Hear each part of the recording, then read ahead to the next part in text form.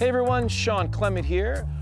We're gonna show you how grass whips, hockey sticks, hammers, and a multitude of other tools are gonna help you simplify the game beyond belief so that you can evolve into the golfer you're supposed to be. Enjoy. Hey everyone, Shawn Clement here at the Royal Quebec Golf Club in beautiful Quebec City. What a day we're having right now. And today we're going to help you stop swaying. So for many of you, there's a few different ways that you tend to sway. Now, if your attention is on trying to lift the ball, you'll tend to sway sideways in the hope of getting under the ball. Or if you try to hit the ball, you'll sway. The lower spine will move this way, causing the upper spine to move forward in the hopes of hitting down on the ball. Whereas what we're looking for, once again, is a task that's going to get us through the ball and towards the target. The target's over there. So if I was hammering a nail into a door frame, if this is my door frame here, and what I want to do is I want to squeeze the ball into the door frame, well, I'm not exactly going to do this. I can't get to the door frame anymore. I'm not going to do this because I can't, drive it this way. I'm way out in front of the ball. I'm going to have to reach back.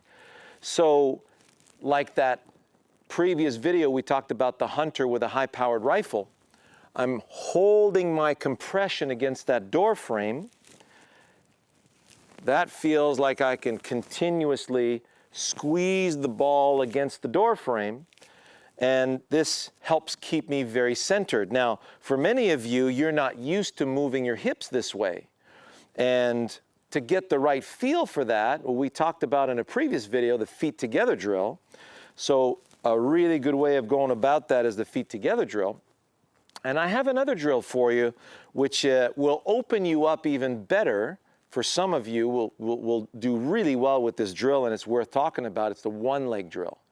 So if I were to get on one leg, it's always my lead leg, by the way. So I get on my lead leg, and what I'm going to do is drop my other foot back. And you see the positioning that I have on my foot?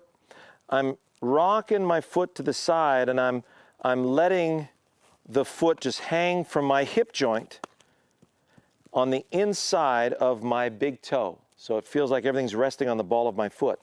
And you'll notice that as I bring my foot back, it brings my center of gravity back, right? The centermost point in my body where I have equal weight up and down, front to back, and side to side. So as I get on one leg, it brings the center of gravity back. So I'm just letting it dangle there as a ballast. And now if you look at the door frame, and this is going to help you find the right ball position for it, if you play the ball too far forward, well, now you got to lunge after it. So you would never set up like this. You're going to set up with the foot in front of the door frame, and so that you can sandwich the ball right up against that door frame. See where my ball position is? So if I stay in that direction, I'll be able to stay in balance. Same as with the feet together, the butt's going to move in that direction, allowing my arms and club to swing through. But with this drill in particular, it really allows me to open up. It feels like a big barn door. Everything swings wide open in the backswing. I can really go gather a lot of range of motion, and I can flat out whip the snot out of that golf club when I do that. So if we perform that task again with a tee, and we're cutting through the tee. So there's my tee. I want to cut through the tee in that direction.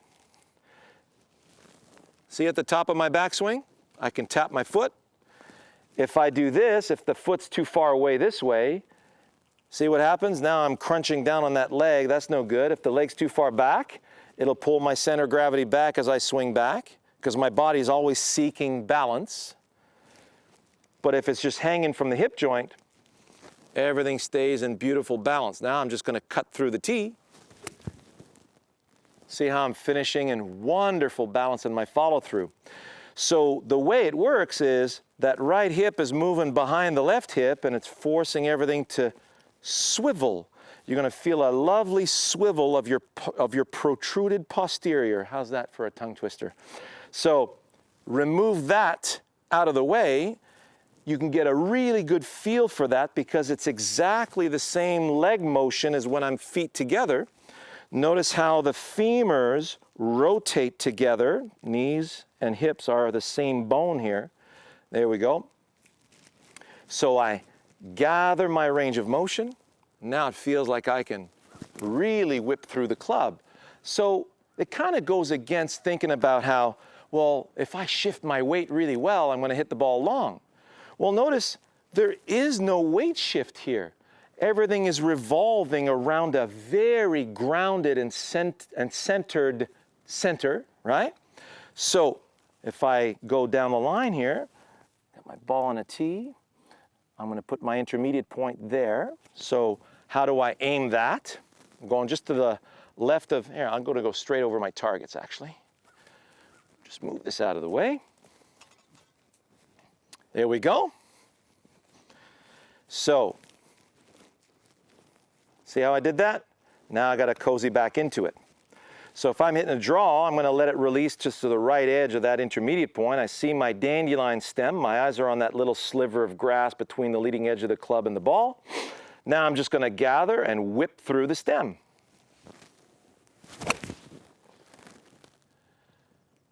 And if I had my flight scope or my GC quad right now, that sucker would be easily 180 yards carry. So I typically hit the ball, and on a flat lie, you can really flat out go after this thing, and you'll be amazed at how far you can hit the ball because you really have the tightest radius in your swing. So the tightest radius will give you the most G-force in the swing, and that's really going to accelerate that club. Because you're staying so centered, the contact with the ball is so nice and smushy. So you can see how that tee actually flung out there, didn't it?